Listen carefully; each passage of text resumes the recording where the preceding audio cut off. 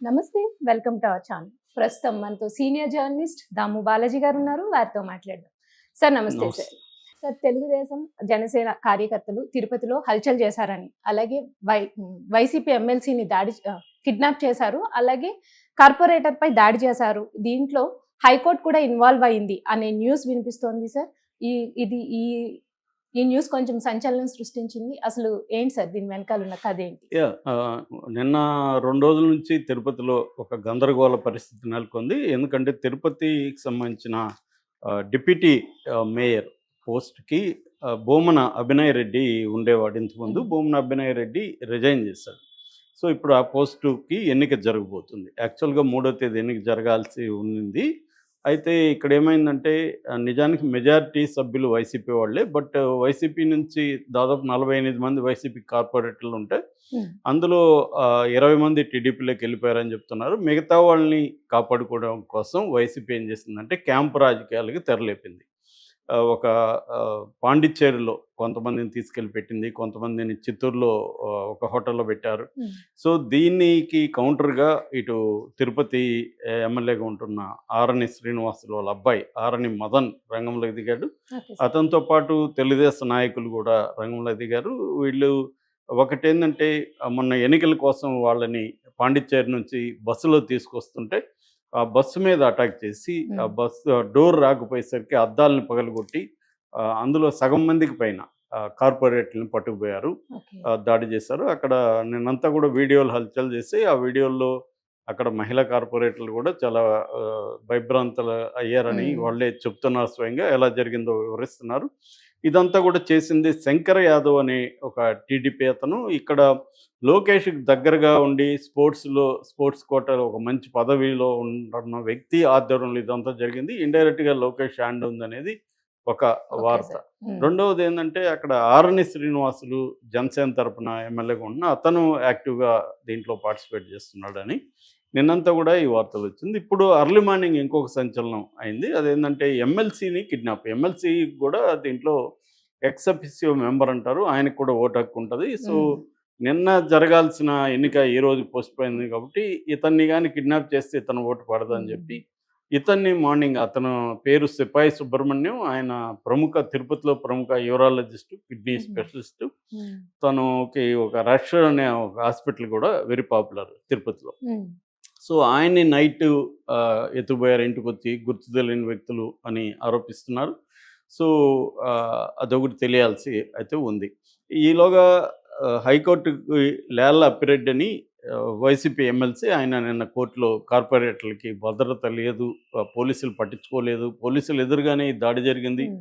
పోలీసులు ఎదురుగానే కార్పొరేటర్లని బస్సులోంచి బలవంతంగా దించి పట్టుకుపోయారు.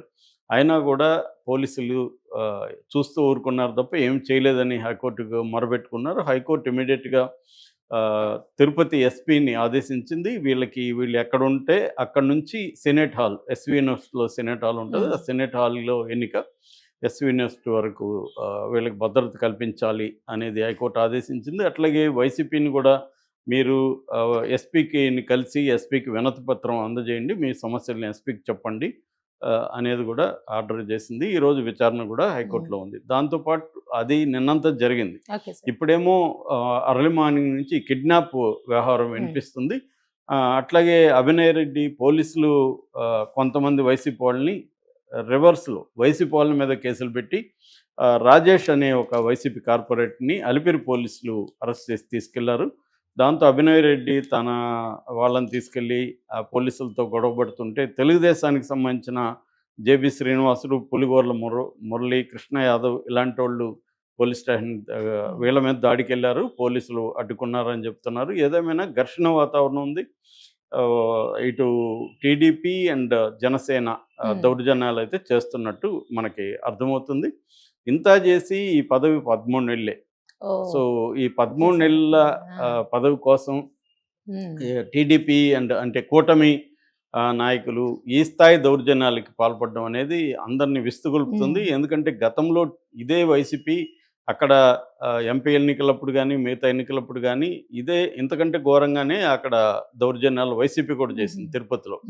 సో దౌర్జన్యాల్ని రోజు ఫ్రంట్ పేజీలో రాసేవాళ్ళప్పుడు దానివల్లనే వాళ్ళకి 11 ఇచ్చారు, వీళ్ళ అరాచకాలను భరించలేక అని ఇటు చంద్రబాబు, లోకేష్, పవన్ కళ్యాణ్ పదే పదే చెప్పేవాళ్ళు. ఇప్పుడు వాళ్ళ మనుషులు ఇలా చేస్తుంటే వీళ్ళు మౌనం వహించారు. ముఖ్యంగా పవన్ కళ్యాణ్, ఎందుకంటే తన ఎమ్మెల్యే, వాళ్ళ ఎమ్మెల్యే కొడుకు వాళ్ళే అక్కడ దగ్గరుండి అన్నీ చేస్తుంటే పవన్ కళ్యాణ్ ఇప్పటివరకు నోరు విప్పట్లేదు.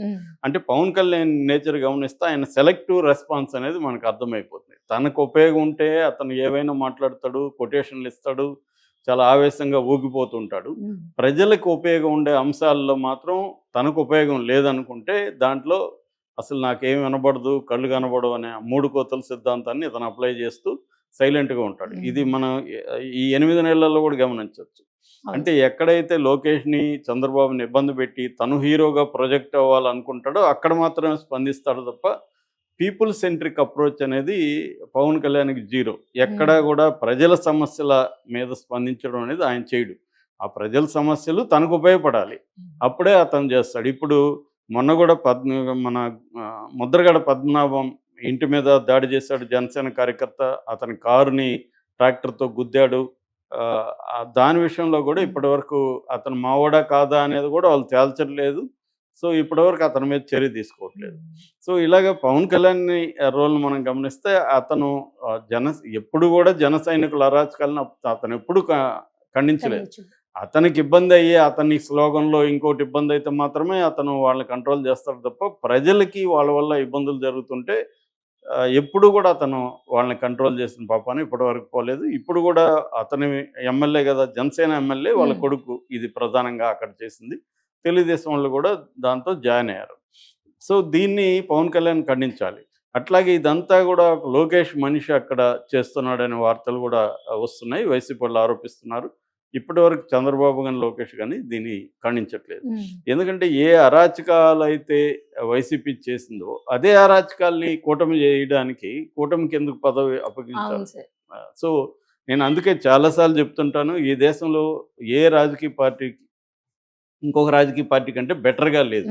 అందరూ కూడా సేమ్ ఉన్నారు. కాకపోతే ఏంటంటే మనం విసిగిపోయి ఇంకొకరిని పెట్టుకోవడం, కొద్ది రోజులు వీడి దగ్గర తన్నులు తిందాం, వీడి దగ్గర మనం దెబ్బలు తిందాం అని ఒకరిని పెట్టుకోవడం, ఒకరి దగ్గర దెబ్బలు తింటుంటే మనకు బాగాలేదు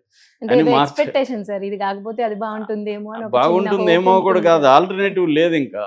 సో ఇద్దరు ఎదవలు ఉన్నప్పుడు ఒక ఎదవని కొద్ది రోజులు 5 ఏళ్ళు ఎన్నుకోవడం, వాడిని తీసేసి ఇంకొక ఎదవని ఎన్నుకోవడం తప్ప బేసిక్ జీవితాల్లో ఏ రకమైన మార్పు లేదు. చిన్న చిన్న తేడాలు ఉండొచ్చు తప్ప ఓవరాల్గా ఎసెన్స్లో ఏ రాజకీయ పార్టీ సేమ్ మనం కానీ గమనిస్తే మీరు ఒక 2-3 ఏళ్ళ పేపర్లు చూస్తే వెనక్కి వెళ్ళి ఇదే వ్యవహారాలు వైసీపీ చేసి ఉంటుంది.